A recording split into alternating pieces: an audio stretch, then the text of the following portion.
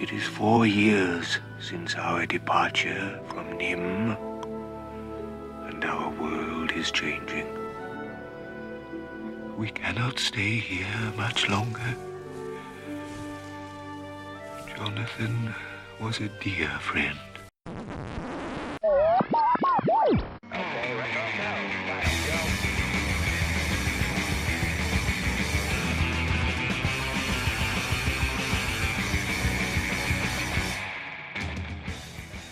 Hello and welcome. Welcome and hello. This is Wait, You Haven't Seen? It's a show where we talk about movies, and specifically, we talk about a movie at least one of us has never seen before. I'm your host, Travis, aka TV's Travis. This is episode number 268. And the movie this week is 1982's The Secret of Nim. And joining me, because she had not seen it, and that just short-circuited my brain, it's Tyra Burton. Tyra, how are you? Hi, I'm doing good. I'm going to be able to see now. That's great. Excellent. Clear glasses. I mean, I don't know about you, but you got to sometimes wipe the glasses down. Oh, yeah. All right, so okay. I got to I know. missed this movie. Yeah, how did you not see this one? Was it on your radar at all, or what kind of history you got with it? I mean, I was in high school because 1982. I would have been. I graduated in 86. Somebody do that math for me. So I was a freshman or a sophomore. Don't know. Can't remember. But yeah, somehow I missed it. I think probably at that time it was not the cool thing, would be my guess, to go see it. But I don't remember it at all. Wow. And I remember the name, but I even keep screwing the name up. Like when I went to go look for it, I looked for The Secret Life of Nim. There you go. And I was like, oh, thankfully it gave me the right thing. But I was kind of like, okay, what is this? And then I watched it Friday night. And then my bestie came over and spent the night last night. And she's like, oh, yeah, that's one of my favorites. I'm like, okay, I'm very confused. So yeah, this was one I remember seeing this as a kid, and being frightened as all hell by it. The Great Owl scared the crap out of me. We're gonna get to him. Yeah. But I grew up watching a lot of Don Bluth animation. This, An American Tail. I mean, he did The Land Before Time. All Dogs Go I know to The Heaven. Land Before Time. Yep, I know all of those. And I don't remember exactly how we got a hold of this one on tape, but I just remember watching it as a kid and just being like blown away by the animation and loving cartoons anyway. But then the fact that it was a little darker and a little scarier. It was different from the other cartoons that I would see, right? Like I could tell. Oh yeah, absolutely. Even at a young age, when I didn't know who Don Bluth was and I didn't know like the different stuff, I knew there was something different about some of these movies than the Disney ones that we would watch.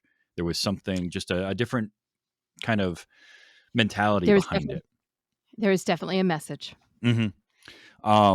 So yeah, this was one that I watched a lot as a kid, and I just absolutely loved it. And when we got talking about, getting you on the show, and you mentioned you hadn't seen this, I'm like, well, there we go. We got to do that, because this is a movie that I do feel like it has the cult following. It didn't do terrible. It was made for around $7 million in the early 80s.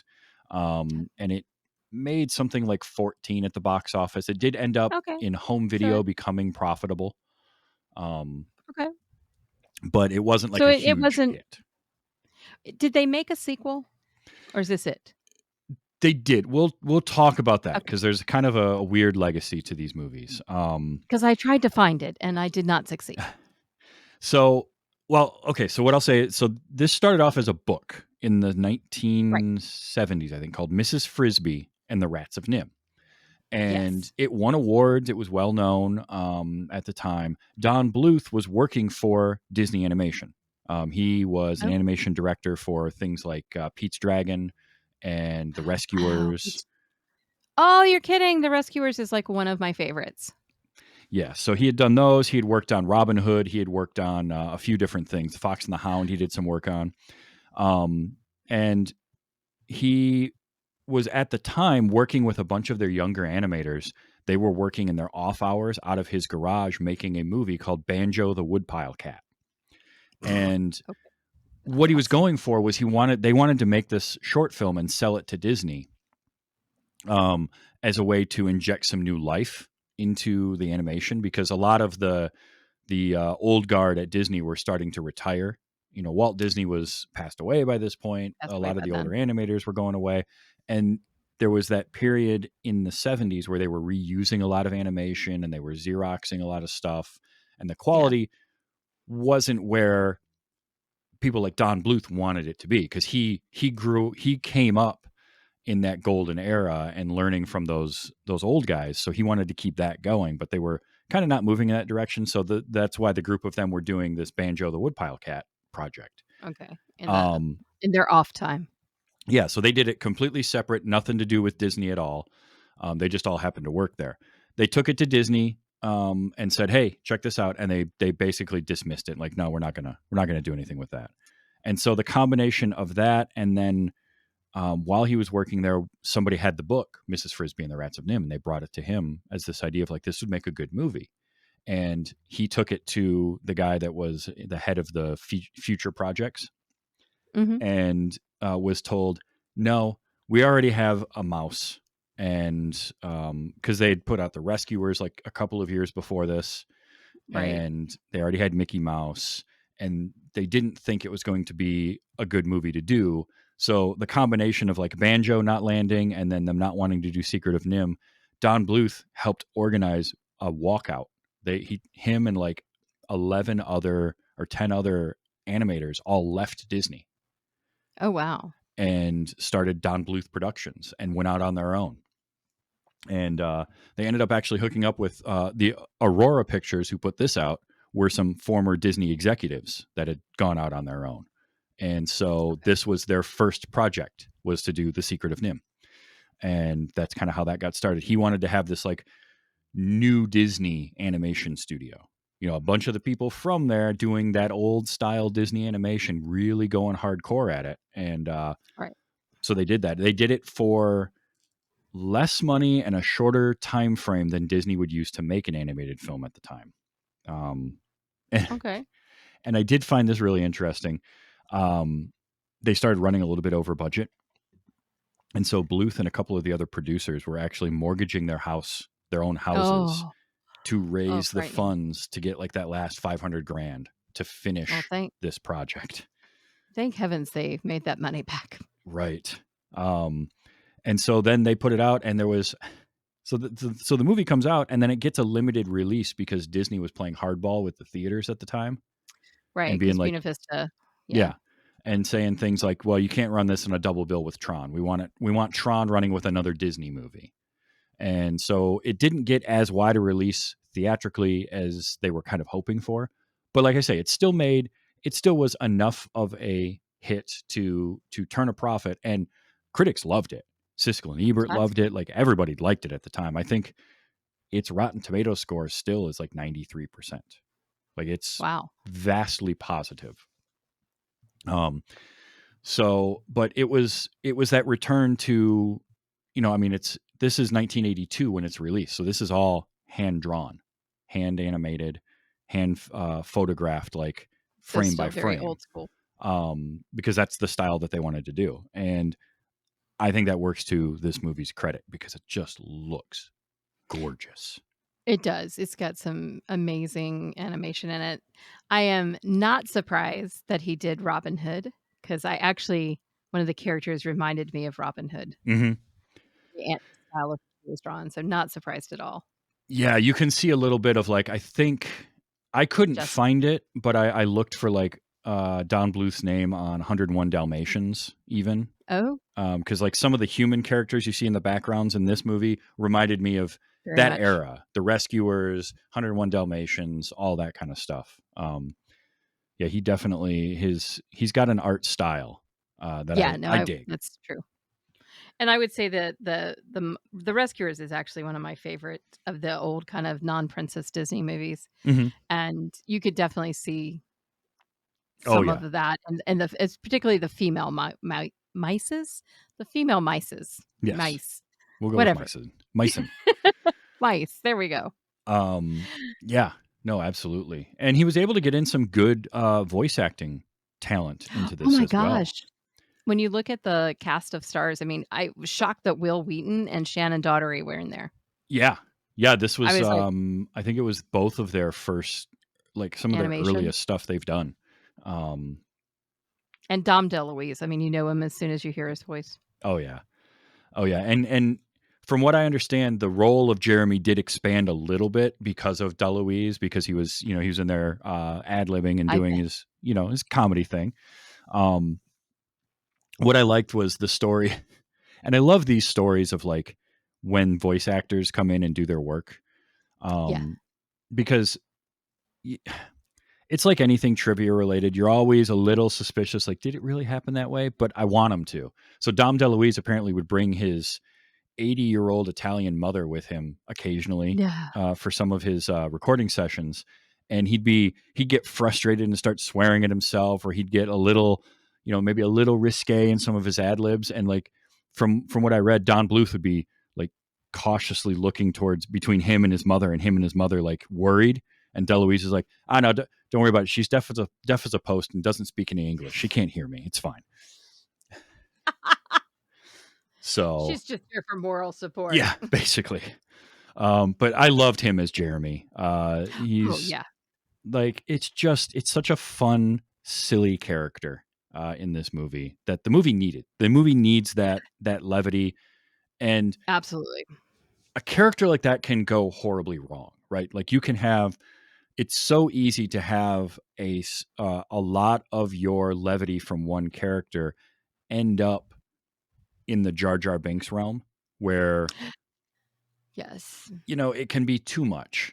But DeLuise is like that perfect balance of it. Yeah, he definitely.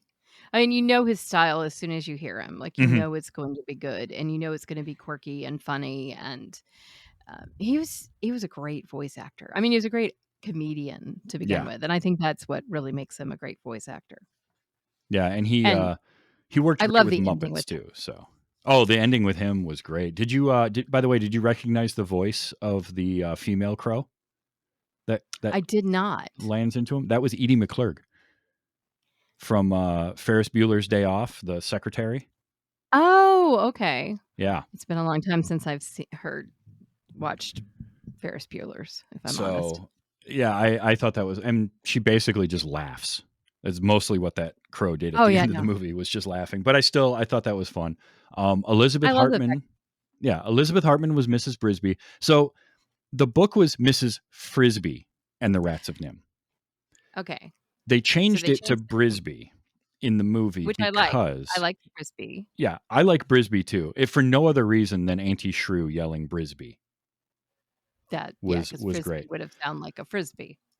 And that's actually why they changed the name, because they were Oh, trying to get some sort of an agreement with Whammo about using the name Frisbee, and okay. either they didn't or they were worried they wouldn't, so they just decided to pivot and change the name so there wouldn't be confusion. Um, Yeah, because they don't actually need permission because it's a different. They would have been trademarked under like sports items and probably yeah. not under film. But I think the confusion and it just would have taken you out of the cartoon Oh fantasy yeah, line. absolutely. Um, but Elizabeth Hartman does the voice, and she's fantastic. She does such a good job of capturing, because Mrs. Brisby is a great character. Um, Yes. because she is a mother, and she has like, there's the courage there, but she's afraid the whole time too. Like she feels like a real character, Yeah. three-dimensional, because she's scared. She doesn't know what she's doing. She's not really capable in a lot of No, ways. she Like, has like she doesn't have any skills that fit this. yeah, she doesn't have the skills needed to do what needs to be done, but she still like steels herself to it and does it anyway. And I love Right. that, like that perseverance and just that drive to take care of her family and do whatever she needs to take care of her children. And Yeah. And I mean it shows in the whole necklace thing, the mhm, amulet. yeah, It really kind of shows what courage is. yeah, it really does. Um, and she's never given a name in this other than Mrs. Brisby. I Um, know, which drove me a little crazy, to be honest. and the book did the same thing. That held over from the book. Now, Elizabeth Hartman, this was the last film role that she did. And Oh, did she? she passed away a few years afterwards. So I don't know if she went to Oh, like stage, or I'm not sure about that, but fans have taken to using her name as Mrs. Brisby's name. So in the fandom of okay. Secret of Nim, it's Elizabeth Brisby. But Okay, I like that. Because it did sort of canonically, drive me a little bit yeah. crazy that she was only identified through her husband. Yes. Now, I found it fascinating to like, it's kind of a cool storytelling thing to use information that we don't know in order to flesh a character out. Like all these characters around her know Jonathan, and Jonathan is Right. very important to all of them. And she starts off the movie with no idea of any of that at all. I felt very much like her. Yeah. Like, I would have almost wished they'd used the book title with the substitution of the last name, so I wasn't quite as lost. So the main reason they changed that title was that the rats didn't test well. The word rats in the title. Oh, and as a And marketer, I could definitely see why that might not yeah, test well. especially early 80s is kind of Yeah, a rough okay, one I'll to buy do. that. But I found it fascinating that whole idea of like Jonathan was really important to these rats, to the great owl, to all these other characters, knew him, and she knew nothing of that. She just knew of him as her husband and the father Yeah. of her children, and the good man that he was, or mouse, the good So in mouse some that he ways, she was. never it's like he was a CIA operative, and she never really knew a whole part of his life. Yeah, kind of. It was pretty interesting, but you're right in that her only getting identified as like Mrs. Jonathan Brisby. I think if you were to adapt this today, that's something that would get updated and would get changed. Absolutely. Yeah, I think you Um, always have to when you look at something that's several decades old, you have to kind of look at the point in time mhm. of what like, never had seen Casablanca Okay. until, like, a few years ago, and, the female characters in it drove me crazy for the most part, but I tried to remember the time frame of which it was created, and it Mhm. makes a lot more sense, and I think you're right. I think if it was made today, she would hopefully have a first name. Yeah, it's one of those things where context is very important in a lot Mhm. of things, and context and time is important to understand why something is written the way that it is and why it's portrayed that way and how our sensibilities change over time. So you're right. Anything more than a few years old, you have to kind of do that. Even Oh, look yeah. at like comedies from the early 2000s. We have to look at those through the lens of no, that was 20 something years ago now. I know, totally, that And just makes me feel old. I I'm know. watching, Murder, She Wrote right now, and let me Yeah. tell you, there are parts I think they need, like, something at the bottom that explains it for people who didn't live in that time period. It's like, "Here's what was really going on in the world, sorry." Yeah. Yeah. But I do think it's interesting that all the kids have first names, like Teresa and Cynthia and Tim, they all have their full names, Yeah. and they're so And cute. oh, they were adorable. I mean, like Martin is such a great character because he's just everybody knows that kid, like that little boy that is he's going to try and be strong. And I liked him not backing down to Auntie Shrew. That to me was Yes. one of my favorite relationships because you had like Teresa and Cynthia, the two girls, weren't necessarily afraid of Auntie Shrew, but they were just they would demur a little bit more and just Yeah, kind yeah. of and he was like, "Nah, I don't care. She's just an old bag, and I don't like her." And it was great. Which Auntie Shrew was a fun character. She was. I mean, when she was tying up, Jeremy, it was just oh my god. Oh, she was great. Derek Jacobi does the voice of Nicodemus, and I love his voice. Yes. He has there's a lot of good voices in this. But Derek, Where's this my list? is There we are. when I think of him as an actor. Now he did a guest spot on Doctor Who at one point, and he's done a ton of work.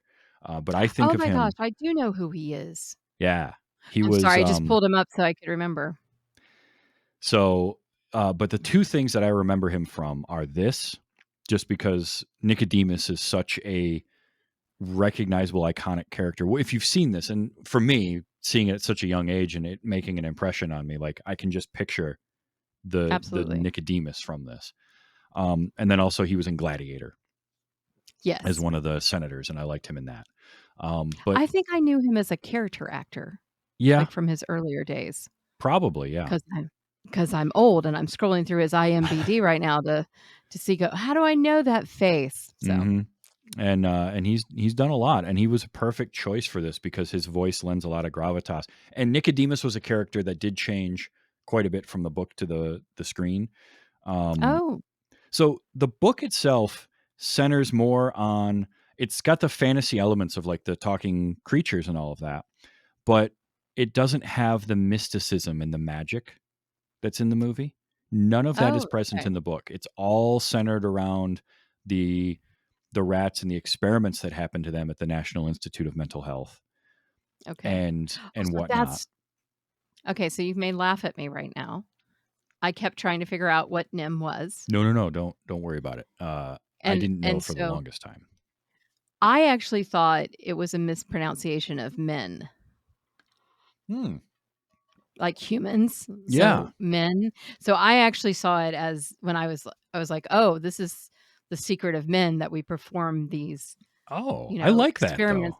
on animals." So I had no idea about the rest of it. I do like that interpretation, but yeah, there's a throwaway moment that they actually say it Say it. when we get one shot. It's early on in the movie where there's an establishing shot, and then we hear the farmer and his wife talking, and she mentions Yes, that the on the men, phone. yeah, the men called from the National Institute of Mental Health, and that's the only time it's really mentioned, other Yeah, than I to say didn't Nim. So it's it's easy to miss. But Don Bluth wanted to add the magical elements into things because he felt like that would just add a layer to it, and animation, especially, really lends itself to fantastical and Yes. all of that. So Nicodemus was the leader of the rats in the book, but he was kind of the same age as most of them, and he was another rat. And in this, he's that kind of just ancient, decrepit looking wizard with the glowing eyes, which is just such, him and the great owl having those glowing eyes Oh, I know. The was, owl is just oh, the great owl. The great amazing. owl scared the hell out of me as a kid. Really did. Um, in no small part, like the design of the owl, the way the scene is set up, um, the atmosphere, the background, the music, and then you get John Carradine did the voice, and that's like one of the Yeah. all-time voices in Hollywood, John Carradine. Oh, yeah, Um, no, I agree. and this is another good story of voice acting. So one thing was the owl with that kind of limp that he has as he's walking away. That Mhm. was because Carradine had a limp. He had a real bad arthritis, and Don Bluth saw him as he was leaving, kind of walking like that, and thinking that'd be really great to have the owl be the same way, where this is like this ancient arthritic owl just Okay. barely holding on type of thing. So I thought that was a cool little moment of like inspiration. But apparently, so Carradine was dealing with really bad arthritis, and he was taking painkillers, and he had just come from lunch where he had drank a little bit, and Oh, so he shows up for his day of voice acting. They get him some coffee, and then he does his lines once and refuses to do them a second time, saying that's the best I will do on it. And he oh, was there for a few hours and then just left. and, and so okay. so they had, and then on top of that, because of the change of Mrs. Frisbee to Brisbee, they did that later on, and Oh, everybody had no. already recorded. They couldn't get John Carradine back to re-record. So here's the cool thing, because you did not notice this. I know I have never noticed it. No. He says Mrs. Brisbee. He says the name Brisbee multiple times. John Carradine never said Brisbee. So somebody They took and Frankenstein. They took him saying Frisbee, and they took him saying something else with the letter B in it, and they mashed them. They cut them together to work, ooh, but it's done so smoothly you'd never notice. It's well, and then brilliantly, like, it was greatly done, because there was some of the actors, they were able to get back in, re-record a few lines to say Brisbee. Right. But if I hadn't heard that story, and I read that and heard it in a couple of spots, so I believe it. I never would have known. Like, it was masterfully done. Yeah, especially for the time frame. For the 1980s, that Mhm. was crazy good. Oh yeah, because you're not using digital editing tools. You're having to go No, reel to reel and cut which those is and gonna suck. physically tape stuff together, probably. Um, like Yeah, yikes, but that's amazing. That's sound editing. yes, and but man, to get John Carradine to do that, even if he's slightly drunk and you only get him for a couple of hours, like Just a little perfect, time. because that his voice adds so much to that scene, and that whole thing was set up like it's almost done like a horror movie in a lot of ways when Oh she's yeah, walking absolutely. in there. Especially with that spider. Oh, Ooh, halala. bleh. But Not a not fan of the spider. I'm not a fan of the spider, but then for it to get crushed by the great owl and Yes. like you see, ooze coming off of the spider where the owl stepped on it, and like it's visceral, and then it him snatching at the moth out of the air, like The moth. The moth was great. stuff you wouldn't see that in a Disney movie at all. Um, Maybe it's now. maybe now. Certainly not in the early 80s. It just wasn't a thing that they did. But they made this movie hoping to get a PG rating. And they actually got a G rating, which is pretty Did they really? interesting. They weren't expecting that. But they were aiming for one, in part, as you mentioned, being kind of a high school freshman era, like they wanted to try and aim for that slightly Oh, older yeah. audience. They didn't get it. They got the G Yeah. rating, which I think, Makes it seem like a kids movie yeah. for sure. And I mean, it is a kids movie. This Oh, is Gigi, by absolutely. the way. Hi, She's Gigi. my cat has come to visit. Okay, you go that way. She was going to walk on the keyboard, so we had to rescue the Yep. computer. But I can't. Yeah, I would definitely say that if it didn't get the right rating, that wouldn't have helped it. hmm And Because you really in that era, when you're looking at what's playing at your local theater and you see G rated, you're like, well, that's a kids movie. I don't want to go see that. no, for sure, Um, especially if you're in high school. but this was also that era, like Don Bluth, and I talked about this a couple of weeks ago for this show. I did Labyrinth, and so I got to Oh, I talk about love Jim Labyrinth. Henson a lot. I And listened to that episode. It was a and really good conversation. oh, thank you. But Henson and Bluth both had that same idea of like, it's all right to scare kids a little bit. Like Yeah. it's not a bad thing if you do it in the right way, because kids can handle that. And so I feel kind of lucky that like I got to grow up with those things. I got to see Labyrinth and the stuff that Henson would do that would scare you a little bit, or Don Oh Bluth yeah. getting a little dark. Oh yeah. It's more than a little dark in this one. So I mean, if you think about it a lot, it's way dark. oh yeah. Oh, when you start thinking about like what happened to those rats, it's pretty crazy to think of. Yeah. I'm trying to think. Oh, Paul, I think it's Shinar was the voice of Jenner, the big bad. Another real good voice. Oh yes. He had that real buttery smooth kind of baritone, and that He good was really good at that.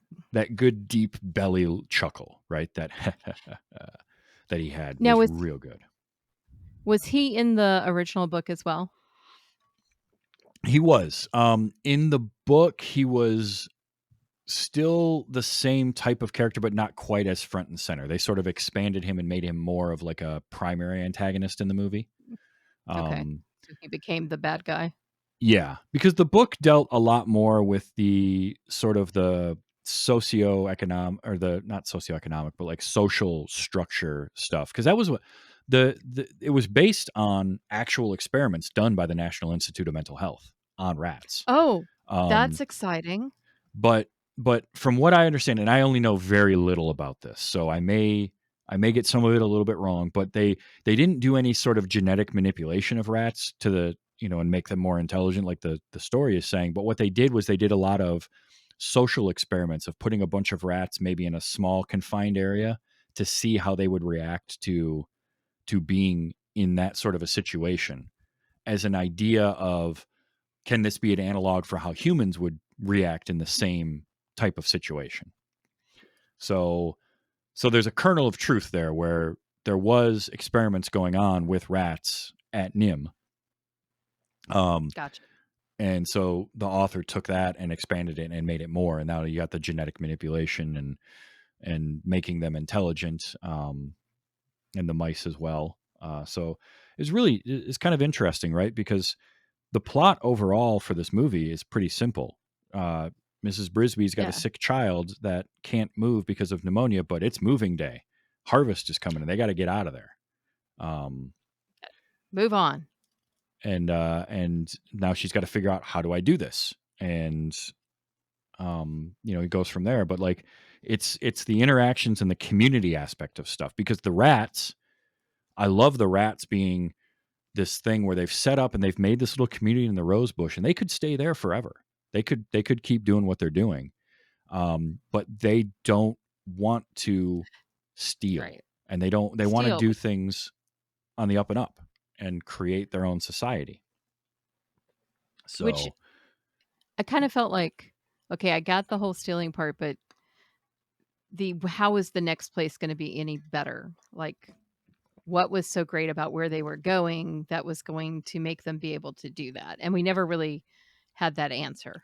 yeah, we don't get that, but from what I understand, I think what they were going for is like, well, we'll set up our own society away from the humans and not have to Right. rely on them, and can just do our own thing. Like, we found a spot, we just got to get everybody there. But you got the rats like Jenner that don't want to go because they're like, we got everything we need here. What are we going to go for? We can just keep taking what we want. Who cares? Right. I did Because like the that was quite ambition. an extensive society they had built. Yeah, it really was. I admire Jenner's ambition of like, well, we'll just take on the humans. Like, yeah, that's going to go well. Yeah, no, you're going to lose that one, dude. But yeah, and I even loved there were little storytelling things they did in here that I loved, like when Jeremy is sneaking around, grabs the clothes off the clothesline because he's going to go in disguise, and Yes.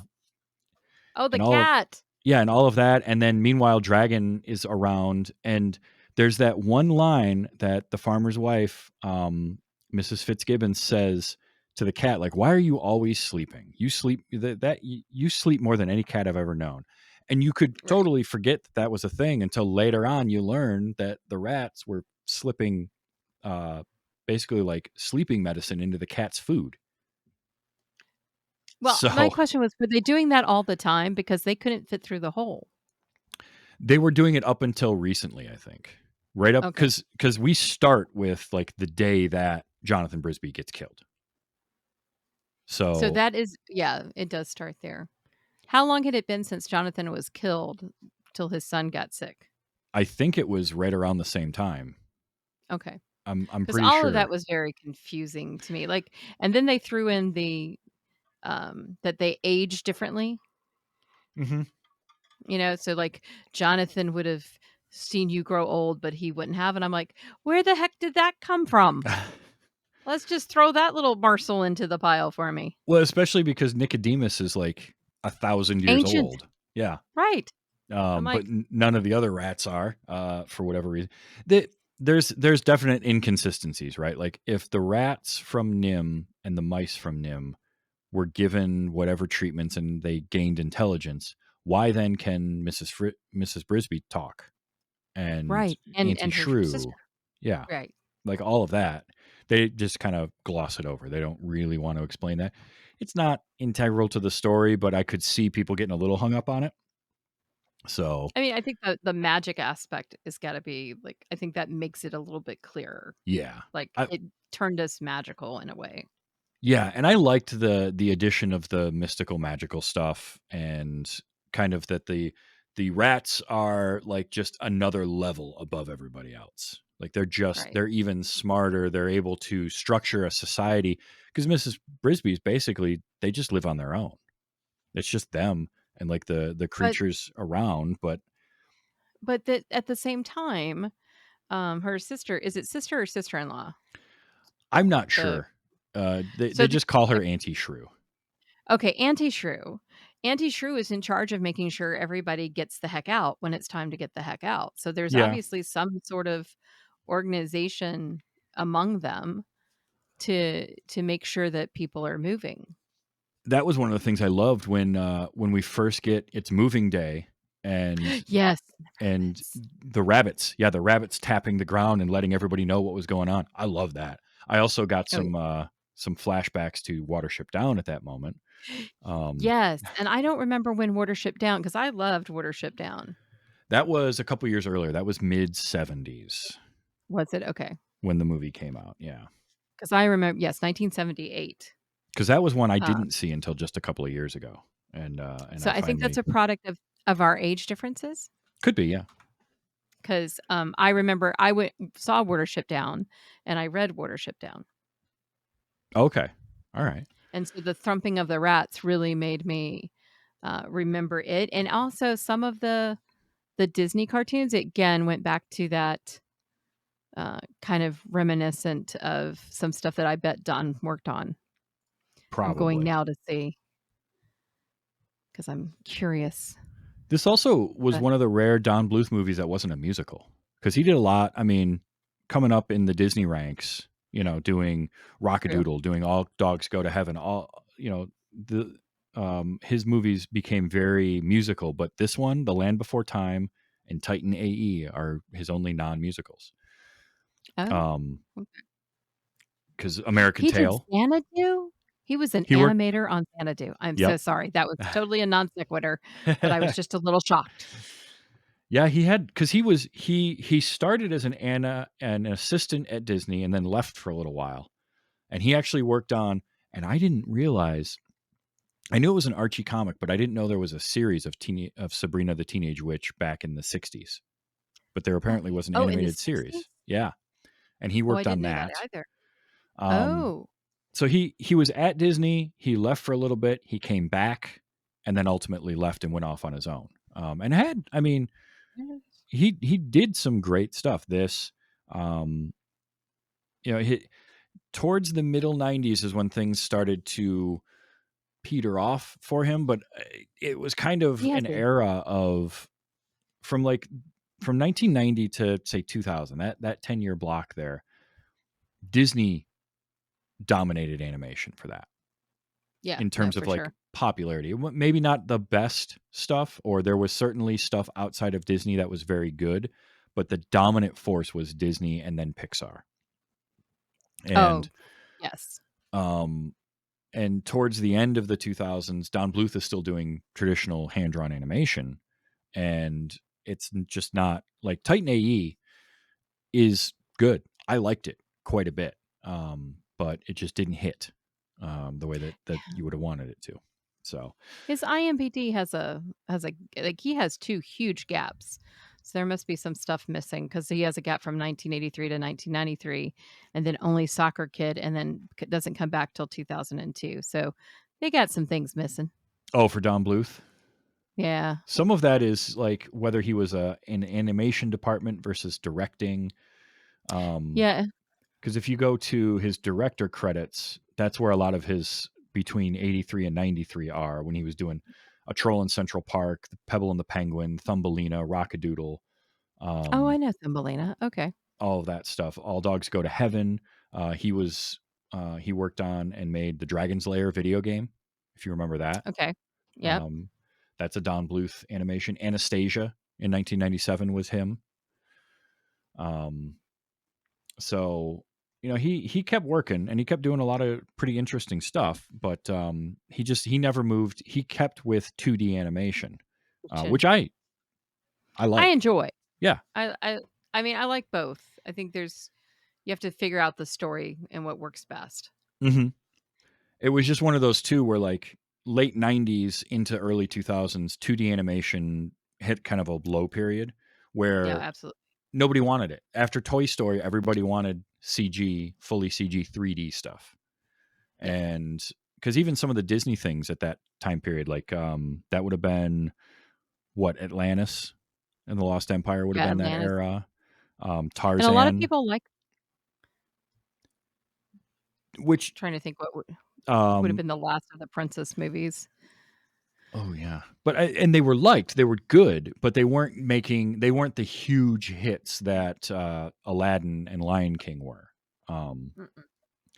in part because people wanted the 3D animation, but Don Bluth always stuck with and he also always from this one on made sure to make the animation look good and use techniques. Like there were techniques, animation Okay. techniques in this of multiple layers of stuff so you would get the glow and the shine. And like I love the opening to this movie where Oh um yeah, with the writing was yeah, just amazing. like it's just beautiful. And then on top of that, like they went all out in the music in this movie. I love the score to this so much. Um Oh, I'm gonna have to go. I need to watch it again. My husband has actually not seen it, and he's out of town, so we may watch it together. And I did not notice the score, which is good in some ways. yeah, it fit everything really well, but when you listen to it, so it's Jerry Goldsmith did the music. And this was his Okay. first animated score. Um Jerry Goldsmith had done music for movies like Alien. Okay. And I'm trying to think of some of the other ones because he passed away in 2004. But for music, I mean, he had done music for things like L.A. Confidential, Star Trek: First Contact was him. Okay. Um, let's see, what are some other? I mean, he's got 200 and something, 300 That's credits to his name that's a lot of credits. Let's for just go with that. music. A lot of Star Trek stuff. In fact, Star Trek: The Motion Picture and Star Trek: The Next Generation, because they use the same theme. That's Jerry Goldsmith. Yes. Oh, okay. So that's where I would know him from. Yep. Okay. But even like he was doing movies like The 13th Warrior, The Haunting, The Mummy, was him. Rambo. Yep. And at this era, late 70s, early 80s, he was doing things like Poltergeist. Um, Okay. and Yeah, he's definitely got. Oh, the Mummy. He did the Mummy. yeah. So like he did a lot. Okay. But this was the first animated one he did, and I absolutely love it. And it again, it adds. It's like taking and getting somebody like John Williams to do Star Wars, where that music added so Iconic. much to it. Oh yeah, absolutely. Getting Jerry Goldsmith to do the music and the music that he wrote for this adds that like fantastic flavor to everything. And that fantasy element, and it's really good. Listen for that when you watch it again, because I will. I think it's something that and they did put the album out, the score out as an album, in help to try and like market for the movie as well, Got. which I think is great. And I think more movies need to do that, especially animated movies, because there's a lot of really good music in animated films. Oh, I love animated film soundtracks, and I love video game soundtracks. Mm-hmm. Like Absolutely. by far, I love video game soundtracks. Are just like they can just bring you into a moment. Yeah. Yeah. Like a good film scores in general, whether it's for movie, television, video game, work in, for me anyway, they work in one of two ways. They're either John Williams style, they're iconic, Right. you recognize the melody. Like if I start humming the melody of Indiana Jones, you know exactly Oh, what it is because it's hands down. just memorable. Or they can do sort of the style of it melds into the background, it becomes part of the scene, you don't really notice it. I get that a lot with um, Hans Zimmer and Michael Giacchino scores, where they are Okay. memorable, you can tell who did the score, but like they're more emotional feelings to the music than a melody that you're necessarily going to recognize, and they feed the scene really well. Yeah, they're definitely part of the setting Hmm. in terms of putting you in that moment. I'm a Warcraft player, and so there's certain music I can hear in Warcraft, and it will literally take me to certain areas. Like Yeah. I know exactly where that plays. I know as soon as I enter that zone what I'm going to hear. And I love that. I love that it becomes part of what you associate with a time and a place. Hmm. Yeah. Yeah. And music is one of those things that triggers memories so well. right? Like they say Yes. scent is the one that triggers it the most. And I get that anytime I walk into Yeah. like specific kitchens or things, like certain scents will remind you of things, but music is one. I feel like the rhythmic nature of music, because it can trigger and take you to that moment so well, because there's something to rhythm and sound that can put you in a specific place or a Yeah. specific period or location or whatever it is. Like there's a song. I'm a big fan of 311, the band, Oh yeah, my husband's a huge 311 fan. and they have a song "You Wouldn't Believe." And Hmm. as soon as the opening guitar riff to that, it immediately takes me back to like the summer of, I want to say it was 2002 or 2003, and just I heard it a lot that summer, and there was a bunch of stuff that happened that year, and so as soon as I hear that guitar riff, that's where I'm at. I'm out on the Yep. beach with my friends, and in the summer of that year. Um, Well, and from a marketing point of view, that's why that music, when you get older, will be utilized in commercials targeting you. yes, Because that's very I true. have those moments happening now, and I'm like, I have reached that age. Hmm. Great. Yep, I have reached the age where the music that I grew up listening to is now playing in the grocery store. Hmm. And in commercials, and I'm Yep. like, yeah, they're targeting me. Yeah, Uh-huh. that's for me. They know what they're doing. Oh yes, But yeah. 100%. So, did you have a favorite moment in this movie? Was there anything that really stood out to you, specifically at all?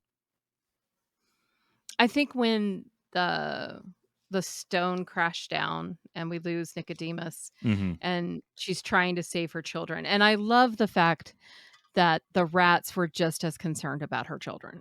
Like I think it's Justin was like became the leader of the rats after that. Yep. And he was so concerned about them. It And was. when Go ahead. Sorry. no, it's fine. She would, but that whole when the necklace lit up and you realize just how much courage she had Hmm. and strength she had. And to me, and I mean, it absolutely was the climax of that part and probably of the movie. So yeah, for me, it was that moment, and also her going in to talk to Nicodemus, Yep. where she's having to get up the courage to go do these things that are way outside of her comfort zone. Oh yeah. Um, and I adore Justin, but we'll talk about characters in a minute, I'm sure. Oh yeah. Yeah. No, that's a great moment, and it really spoke to like the community nature that they were really going for with it. Where the rats, you Yeah. easily could have had like more of the rats be like Jenner and be like, "No, Hmm. we're following him." But none of them did. They all were kind of on the same page of like, we're a community that needs to stick together Yeah. and help others as much as much as they help us, especially for Mrs. Brisby, because Jonathan is the reason they're all alive. Right. Like And they Jonathan was, definitely honored that. yeah. And so I just loved that. I love that idea of as soon as she needed help, boom, they jumped together. They were on it, and all of them were there, and all of them were helping. And you're right, that genuine concern, like Justin's genuine concern for her kids was great. Um, Yeah. so yeah, that was a great moment for me. The iconic moment in this is always going to be the great owl. There's just Oh, yeah. because she's so afraid to even go in there. She's like, but owls eat mice, Right. No, that was like complete. Yes, you're correct. and 100%. yeah, and for her to gather the courage up to go do that, and him to just be, I mean, just an imposing, frightening, twisted, weird looking thing, but full of wisdom and willing to help. And as soon again, he's like, he doesn't. You could have made that scary by making him aggressive in going after her, and that never got that way. Like I never got the impression that he was going to try and eat her, No, I didn't either. No, but absolutely not. until he learned who that she was Jonathan's husband, he was willing to just be like, "Well, can't help you. Have fun. Good luck." And then he hears that and he's like, well, "Hold on now," and that gets his attention. And now I want to know, what did Jonathan do for the great owl? How did like Oh, what yeah. did he do there? Because that's a part of the story we don't know. And I love that kind of Well, stuff because and it makes me ask those questions. was the great out like they talk about the rats and the bunnies and stuff, but how did the Great Owl come to be? Right. That's another one we never get. And even little things like Mr. Ages and his broken leg, they do eventually tell Yeah. us. But I love that we meet him in the beginning, and then he Hmm. shows up later and he's got a broken leg, and it's just not mentioned for like 5 minutes of screen time. He's hobbling around and all this stuff is happening, and then later on we learn, oh, he tried to get up there to give the sleeping potion to Dragon and broke his leg To there. Dragon. Yeah, that was the thing to me that said that that was why I didn't think they'd been giving him the sleeping potion, because nobody would fit unless Jonathan had been the one that had been doing it. Yeah, and he was. But even her, like there again, that's Mrs. Brisby Yeah, saying, being you know what, courageous. I'll do it. I will. She scared as all hell, but she's going to do it. Yeah. So She definitely had some courage in her. boy, did she. Whew. Yeah. Lots Mama of bear it. in her. Mama bear energy. Yeah. Even something as simple, and it was an audio bit I captured. I'll play here shortly of her, not understanding what was going on, but willing to do it anyway because it's what Right. needed to happen. Just Well, loved all of that. her going to the Great Owl was really that. Yeah. Yep. Because she's told to go there. She has no idea if it's going to work, and she's scared that he's going to try and eat her. But it's the thing she's got to do. That's just Right. that's what's going to save her For kid. whatever She's gonna, reason. whatever she can do to save her child, she's going to do. Poor Timmy. I know. Yeah, Justin was another great character that I we don't love get Justin. enough of. Yeah. Well, But he's the one that's the guard in the hallway that's kind of quirky. Is that right? Before they go in and see Nicodemus? Is that the same one? so the first guard is the one that attacks her, and that's Brutus. No, not the one that. But Yeah, no, not Brutus. the quirky one that rides with him down in the Yeah. elevator. That's Justin. That's Yeah. just okay. So what it was surprising to me was how Justin's character really changed from like that quirky, oh, he's probably a bumbling kind of guy, Mhm. to, oh no, this is going to be the leader of the rats, by the Right. way. Yeah. And he's telling people what to do, and he's in charge. So it's like that was really interesting. But I loved his character. Mhm. It reminded me a lot of Robin Hood, which now knowing more about Don Bluth, I totally get. Yeah. The stylized of him. But yeah, no, I really liked his heart. And I thought his heart was really true more than Nicodemus's to the rats culture in terms of, how they were all going to go get her kids. They were all going to do the right thing. Yeah. Yeah. I think Nicodemus wanted to honor Jonathan and help his wife and help his kids, but his main concern was the plan and following the Mhm. plan. And Justin wants to follow the plan as well, but is also like, yeah, but these folks need help. We got to go do this, and we got to get everybody to go Right. do it right now. So yeah, he was great. There's another character that, again, with more, part of it is it's a kids movie, so you're not going to have something that's 2.5 hours long to really flesh out all these characters. You've got to keep Right. things moving along, and the pacing in this is really good too, and that's what I like. Yeah, I would agree with that completely. Like there's a couple of spots where it could have ground to a halt, and it never really does. They kind of just keep things moving. They did a good job giving us just enough of Jeremy, but then also having Mrs. Brisby like figure out a way to get him to do something, which Yeah, shoot him away. I liked that. So she might not have had the physical capability to do some of the things that she needed to, but she was clever, and she could Yeah, no, she was very clever. get Jeremy to do what she needed, which usually was just go away, really easily, and I loved that. And then Yeah, I no, love you too, Jeremy is so great because his characterization, he's this bumbling fool, but then when he sees the shiny, immediate goes bird brain of like, ooh, it's Oh, yeah. sparkly. I loved that. And as a kid, didn't really register at all. It was just like, ooh, he likes shiny things. And then as I got older and I learned more about birds and corvids in particular, I realized, particularly oh, them, yes. that's smart. That's really good. Because he gets like into almost a trance when he sees it. Well, and he wants to give it to the girl. Yeah. Yep. He's like, I need a sparkly to show off and like collect. And I've never had one of my own. And just, I loved that so It was much. so sweet. And I love that she gave it to Justin, though. Yeah. Yeah, that was real good. I mean, this is just, it's such a well done kids movie, and it does what good children's programming does, which is to not talk down to its audience. Yeah, no, 100%. That's what makes, like, some of the modern shows like Bluey and things like that don't talk down to the Mhm. audience, and that's a big reason why I think it works so well. Right. I was a big fan of Phineas and Ferb for a while as kids programming because Okay. it number one, it was all centered around imagination, which I thought was brilliant to have. Because I don't know how familiar you are with that series, but it was two stepbrothers on their summer vacation from school, and every day they would just do something new, and it was always Okay. wildly imaginative. They would make a like a giant roller coaster in their backyard. They would go on some weird, crazy adventure, and their older sister was always trying to catch them in the act to prove to their Gotcha. parents, and she never could. But it was something that my stepson at the time loved to watch, and he was between like 6 and 10, and Oh, that was a good he loved it, and I loved the show because it engaged him so well, but also it didn't talk down, and it had layers of jokes.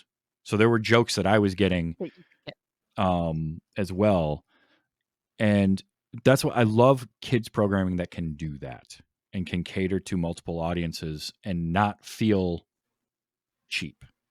Yeah. And No, I love that.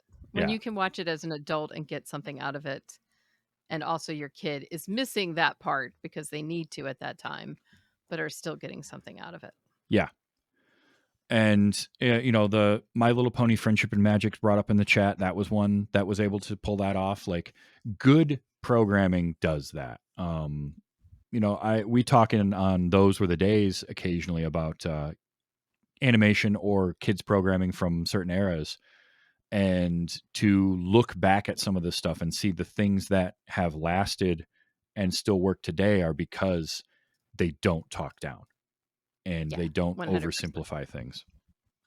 And And yeah, I think you need to be that way with kids anyway. yeah, yeah, because kids are Meet them where a they lot are. smarter than we give them credit for, and 100%. they pick up on a lot more, which is why the Muppets still work, because Henson, when he Yes. was making those, and the people that have taken it since then, they get that, and they don't Well, treat it's kids, they don't talk down to them, they don't treat them like less than.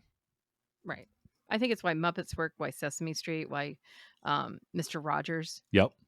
Yeah, They absolutely. never they talk to somebody, not at somebody. Yeah. It's what like LeVar Burton and Reading Rainbow were Oh, that. Like, 100%. absolutely. A lot of there were some really great things, and Don Bluth was one of them. Don Bluth was willing to give you a little bit of that darker edge on things, but then bring it back around and let it have the happy ending without it feeling schmaltzy. Because this has a Yeah. happy ending. The end of it, Yes. Timmy gets through his pneumonia. They're hanging out. They're having a good time. Jeremy meets his girl. Like, all of this, and they wrap it all up in this nice bow. And I love that, because you don't need any more. This story, they told us the story, and while there are parts of it where, like, I want to hear more of this story. I want to hear more about the great owl. I want to hear more. They were able to tell this story. Now, there was a sequel made to this, so That's right. I couldn't find the sequel anywhere. you're better off for it. Okay. So the book had two sequels written, um, I couldn't find those either. So good and times. and then in 1990 they put out a sequel to this movie called The Secret of Nim 2. I think it's called Timmy to the Rescue or something like that. It has no connection in terms of who made it to this movie. Don Bluth wasn't involved. I think a couple of the voice act, like Dom DeLuise, might have come back, and I think maybe one other person, but the whole thing, it's not good. Oh, It's not real good. The They end up in Thorn Valley. I remember watching it once, and I couldn't do it again. It was bad.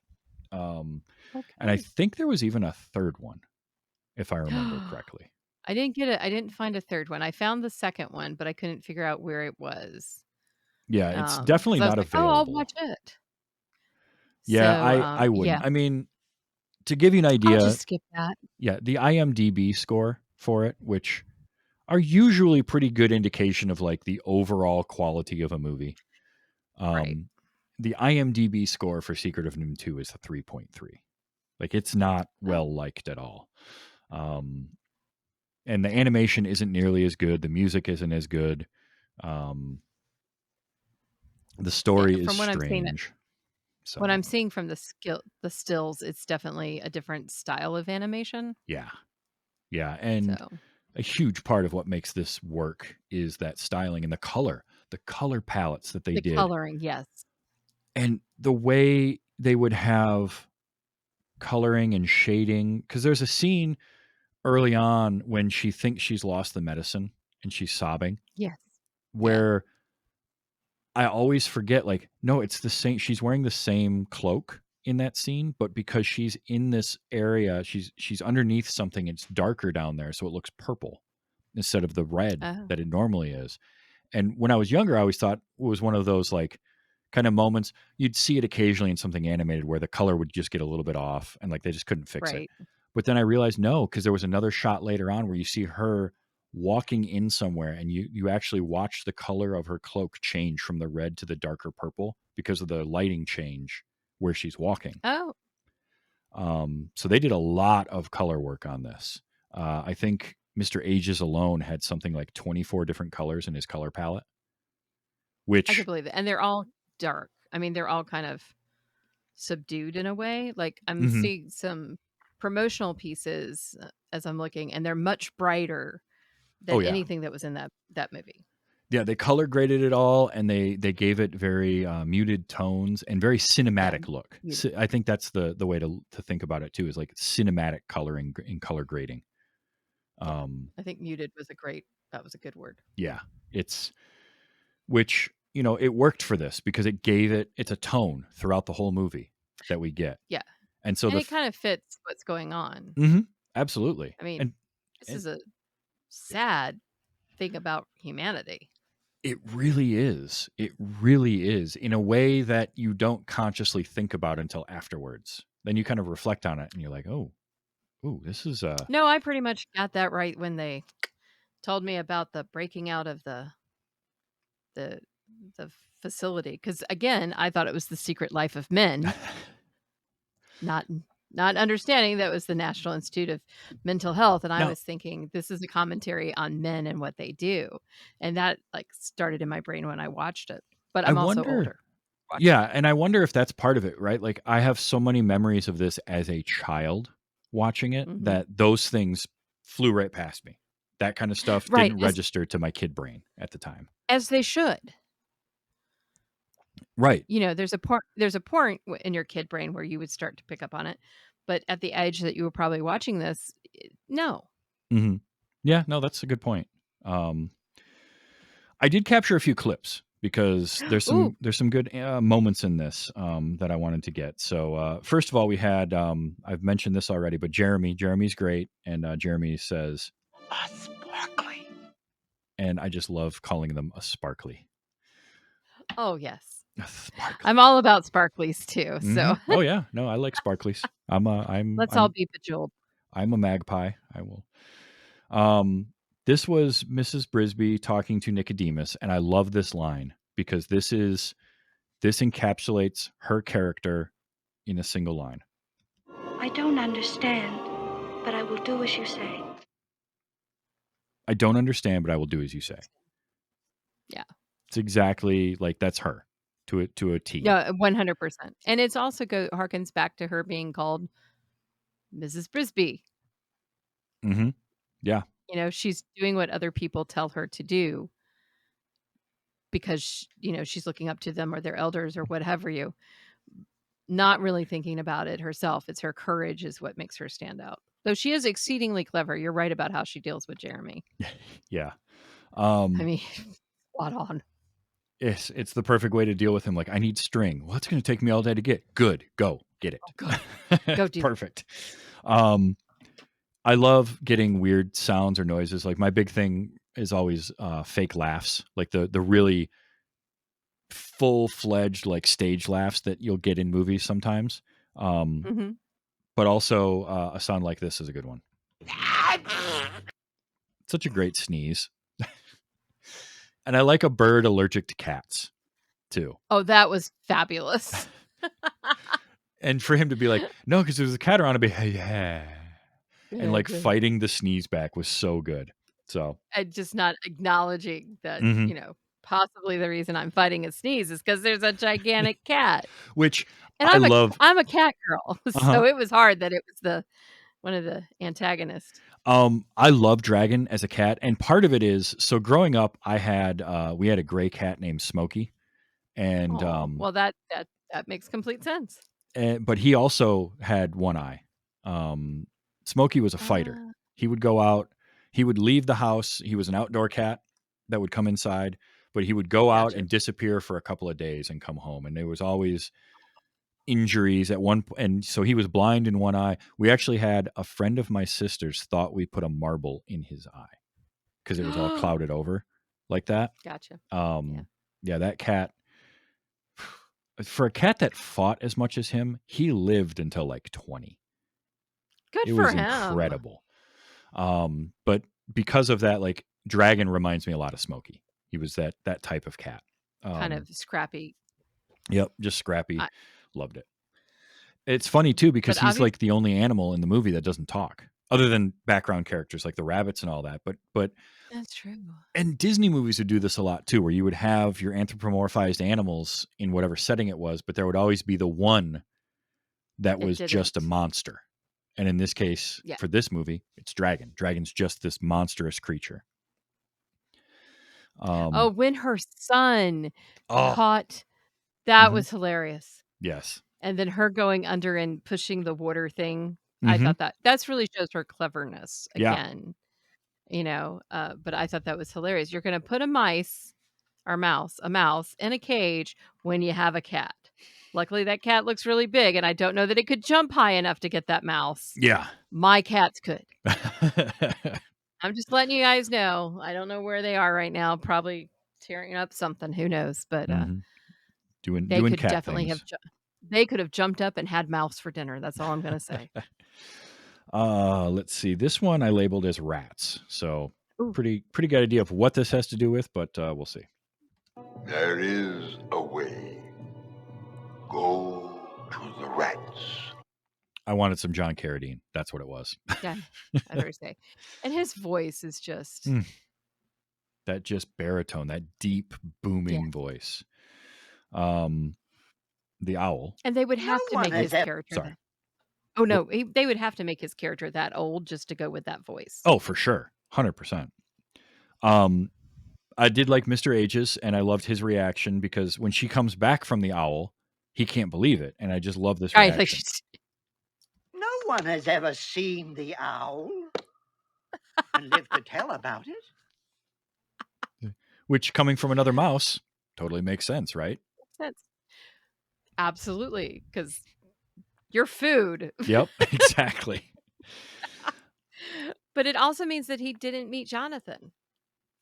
Yeah. Yeah, so there again, that just makes me want to know the story that much more. What? How did the Great Owl know What? who Jonathan was, and why was he so revered by the Great Owl? I get the rats. The rats makes perfect sense. Right, rats makes complete sense. Why did the owl? I want to know. I need to know. That's what the sequel should have been about. Yes, we want to know more about the Great Owl. Absolutely. All right, let's see. This one's just called Right, so I'm interested. I don't remember what half of these are, which is fun for me. Oh, that's awesome. I like- love this. I love listening to them too.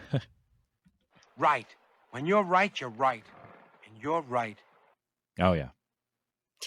Where was that? I don't remember. That was Jeremy and Mrs. Brisby, and she says something to him about like needing to learn how to deal with women more, I think, or get better Yes. about that. And he's like, you know what, you're right.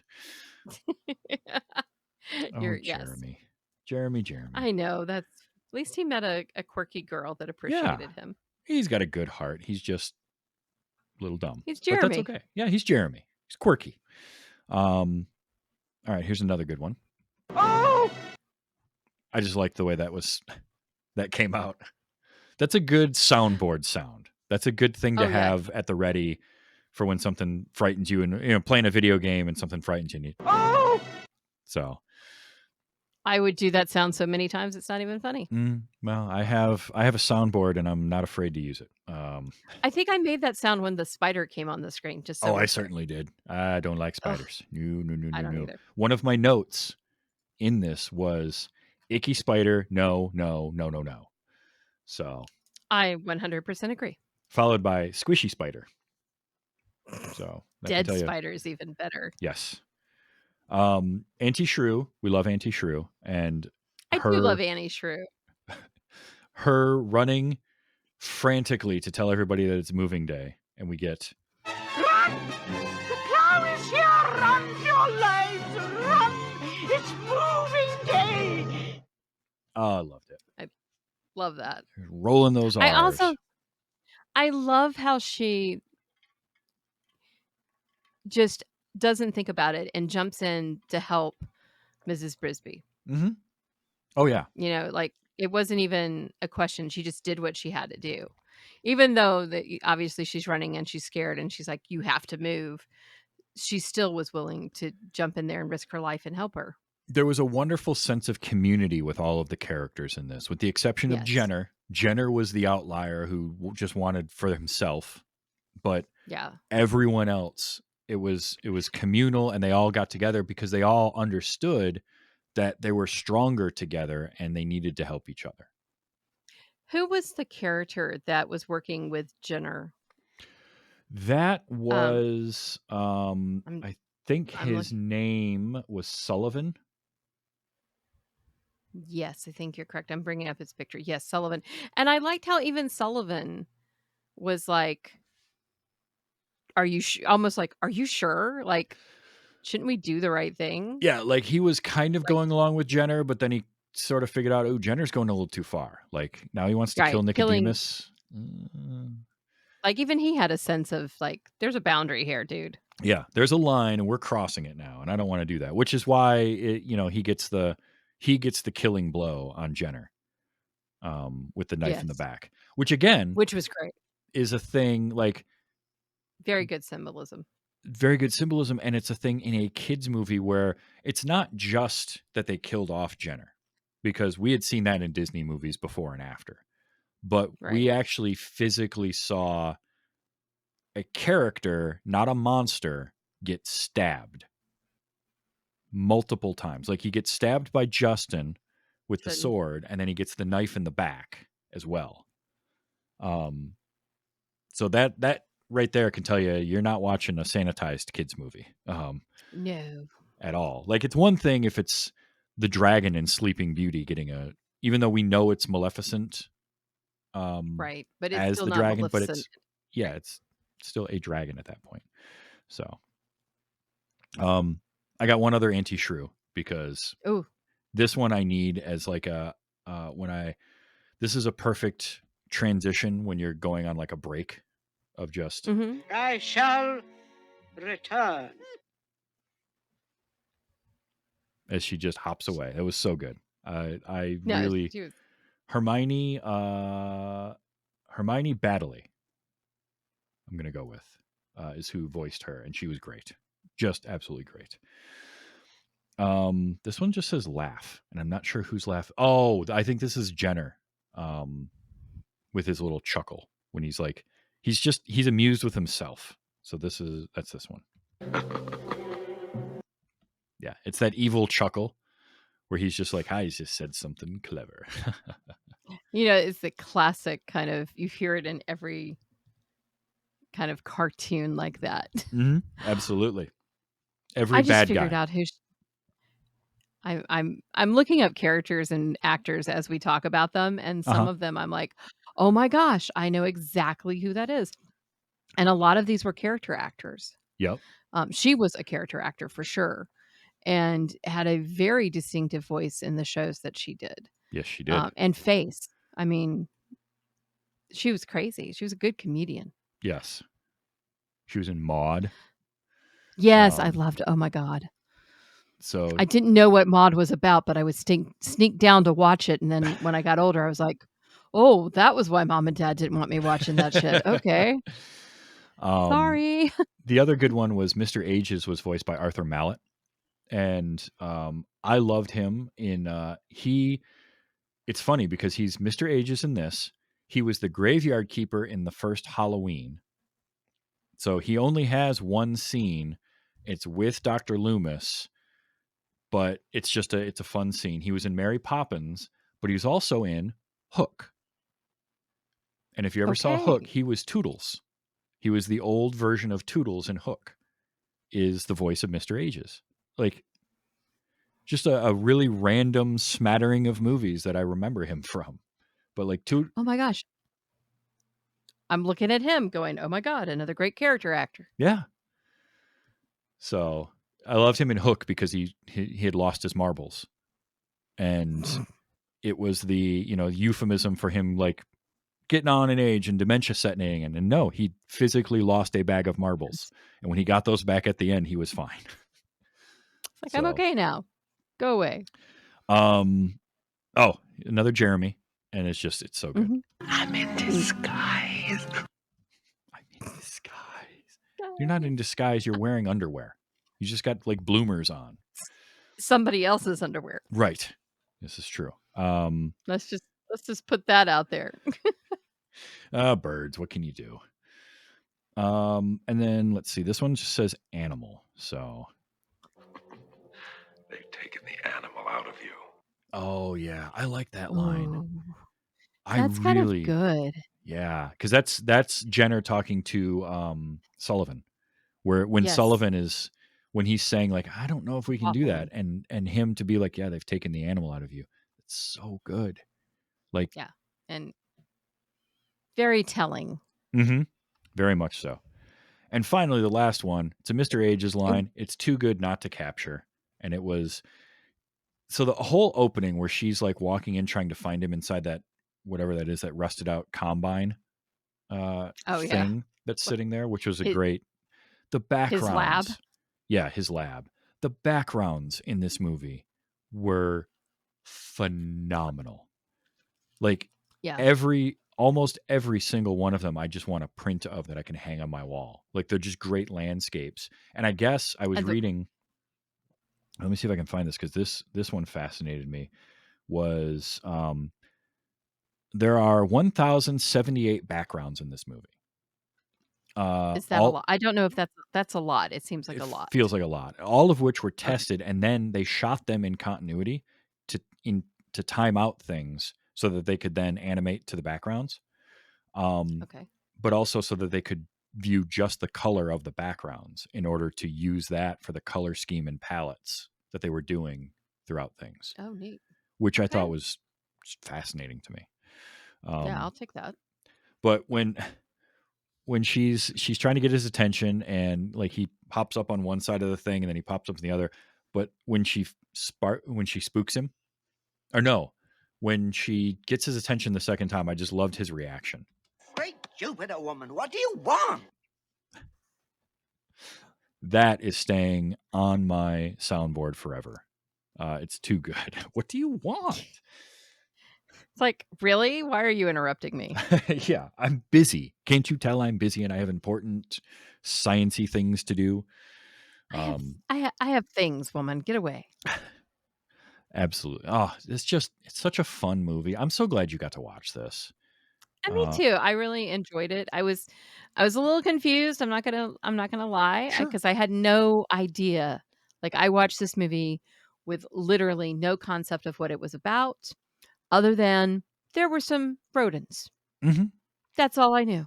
And so I was a little lost at the beginning. I probably should have paid better attention to when it first started, because, like, you know how when you go into the theater and you're like sitting down and getting ready? I was kind Yeah. of like sitting down and getting ready. And I should have paid better attention to that. I didn't know how important. This was one of those that if you missed that first part, and I knew that Jonathan had done something for them, but I just didn't capture Mhm. that there was this whole other crazy world out there. It's the kind of movie that gives you all of the information but doesn't spoon feed it to you and doesn't hold your hand through it. It just it anticipates you're going to be watching and paying attention. And Right. which is good, and it's a double-edged sword, right? Because if you do miss something, you can be confused, but if it hooks you enough, then it lends itself to rewatches, and then you'll pick up on more of that the next time that you watch it. Yeah. So, that helps out too. But it's one of those that it had such an influence on me. I've actually got, and I'm working on this, a story that I used. The elevator pitch for it was The Secret of Nim meets Tracer Bullet from Calvin and Hobbes. So it's a noir story, but it's also woodland creatures and very Secret of Nim style, where they're in our world and they're existing in that layer below our world, but it still gets a lot of the references and things. So, and a lot of that was from just the influence of this and other animated stuff that was along those lines. But The Secret of Nim was the first part of it, because when I think of little woodland creatures or little, animals interacting in a world where there are humans, but they don't ever interact directly with the humans, Right. this is the movie that I think of. This is the story that comes to mind, is Secret of Nim. See, and for me, that's Watership Down. Yeah, I can see that. See, I didn't see Watership Down until just a few years ago, so that was one that I just didn't grow up with. And So can I ask you an inappropriate question? you absolutely can. How old are you? 40. I will be 43 this year. Okay, I'm 55. And so I think that may be one of the big differences in Mhm. terms of which movie, because I bet my husband's in his mid 40s. I bet if I asked him, he's going to say something different. Probably, yeah. So But I will on say, my I'm so list. glad that I did watch Watership Down. While it was traumatizing, Oh, and it's traumatizing as heck. I can see it would have wrecked me as a child. I'm really glad that I did see it, because it is fantastic. It's really good. E.T. wrecked me. It wrecked me, and Kramer versus Kramer.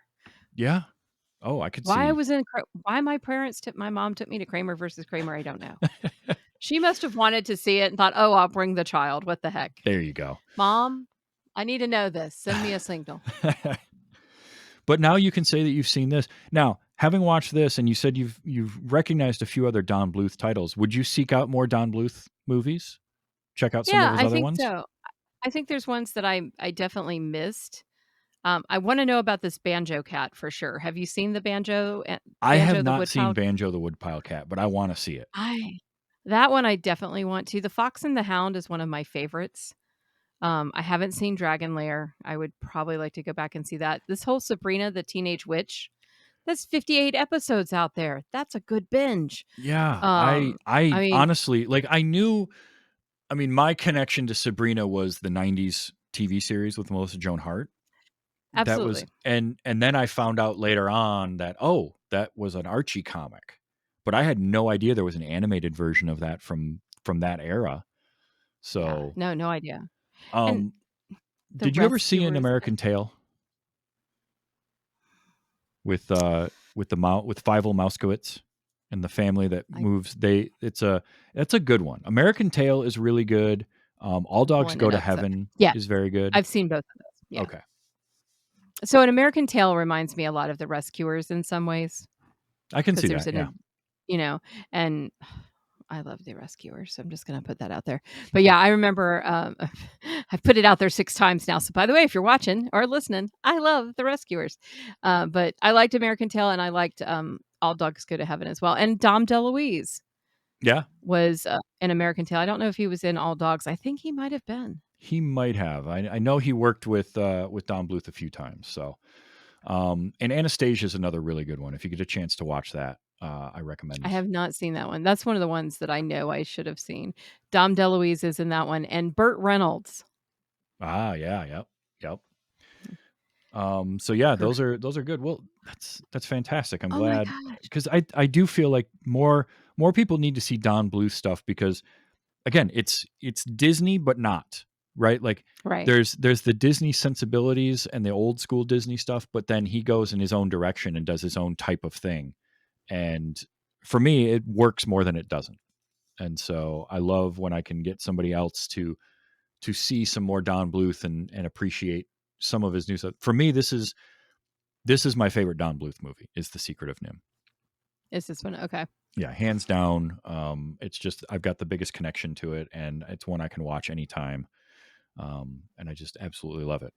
And all I want to do Well, I'm now going to is watch it spend the again. rest of the night listening to the soundtrack. So Well, I'm definitely going to watch it again because good. I feel like I'd hoped to get to watch it again before now. I was actually hoping my bestie would, and she was like, "No, let's do this instead." I was like, "Okay, fine," because it's a movie that makes her sad, even Mhm. though I don't think she sees the happy ending quite as much as like I would because I'm like Pollyanna, give me rose-colored glasses. Sure. She's much more realistic at times than me. So I only got to watch it once, and I definitely when I watched it the first time, I was like, I really need to watch this twice. This is definitely a one that you need to watch, let it ruminate, think Mhm. about it, go back and watch again. So Yeah. hopefully I'll get my husband to watch it with me. That'd be great. I'd love to hear just even like a quick sort of what did he think of it? Did he enjoy it type of thing? Absolutely. Because I'm always curious. You know how it is. You get those movies that mean a lot to That, you, and you mhm. want to share that with people, but you also want them to like it at the same time. Yeah. Oh yeah. And there's always that worry of like, are they going to like the thing that I do? But this is one that I think people will. So I have that experience with my bestie. Actually, one of my favorite animated movie and characters in Disney is Anna from Frozen oh yeah, because yeah. she's so me, like so me, and she will not watch those movies. She hates them. I'm like, but it's us. Like when she sings, "Do you want to make a snowman?" That's us. Me all happy, happy, and you like, no, no, I no. love it. Well, Tyra, So thank you so much for being here. This was great. I'm glad we finally got you on. me too. This was tremendously exciting, and I'm so glad that you got to share this movie with me because I can't believe I missed it. Well, we fixed that. And you know what? We'll do it again sometime. We'll find something else. We'll get you back on. Absolutely, I would Um, love that. And go ahead. no, I was going to say I'm looking at our clock, and I've realized that we have now talked longer about the Secret of Nim than the Secret of Nim is. Right. Yep. We have exceeded the runtime. Um, which is always fun to do. So, where can people find what you do or anything that you want to promote right now? Absolutely. So you can find all of me at tyraburton.com. By day, I'm a professor at Kennesaw State, and I actually am the voice and host of the Coles College podcast, Building Bold Connections for our university.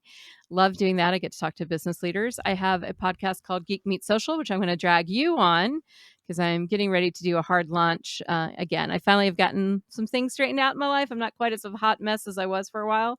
So I'm looking forward to restarting it. And I've got some books. We need to talk because you said something about you pitched something. So Mhm. you're a writer. Is that true? I try. I have some Okay, things written. wonderful.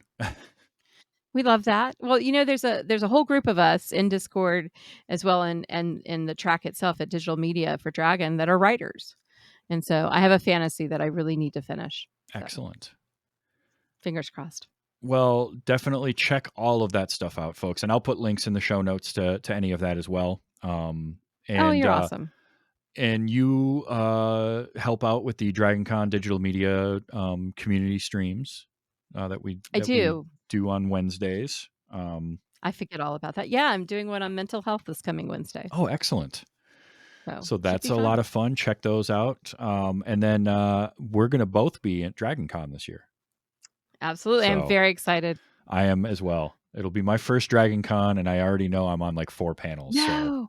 I'm going to be a busy No, your boy. first dragon? Yeah. Yeah. Oh my gosh. This is like my 30-somethingth dragon. Like I've we're not gonna like yeah, I have lived a sheltered life in northern Michigan. I haven't gotten out a whole lot. I'm finally fixing that, but we but must yeah. get you down here. We're gonna have a good time. I Oh, can't yeah. believe you haven't been before. Okay. So that's what's going. Now next week I'm doing some more animation. Another Ooh, kind of what are you hidden doing? gem. Amy Robinson is coming back, and she's never seen The Iron Giant. I have And not seen so, the Iron Giant either, so well, now's your opportunity to watch it, and then you can hear I us was gonna talk say about it. It I is should do a that. cult classic that definitely did not get the love that it deserved at the time it came out in 1999. Yep. So I'm looking forward to that. I love showing people new movies and stuff like that. That's like right in my wheelhouse. I love animated stuff because there's so much you can do with it. So definitely I love anime. check that out. That'll be next week. The Iron I Giant will. with Amy Robinson.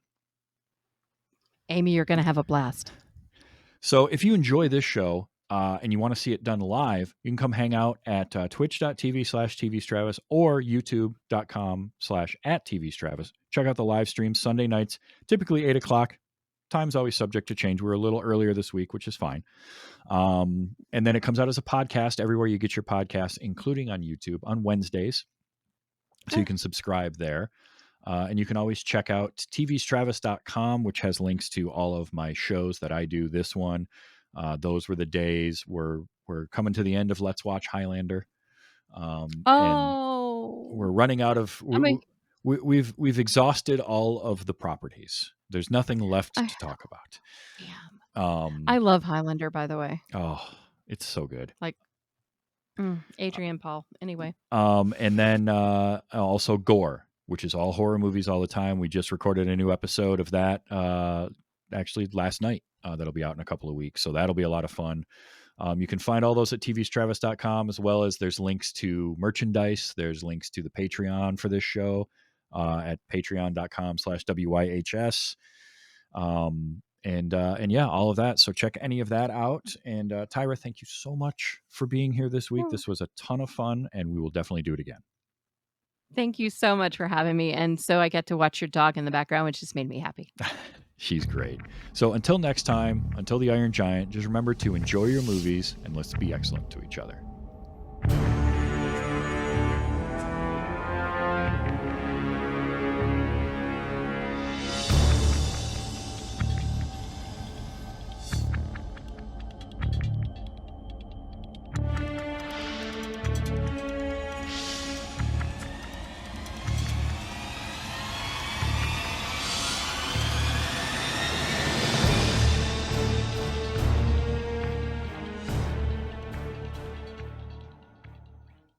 I just thought I'd mention in passing. I've always wanted a sparkly of my very own. Will you get going? Sure.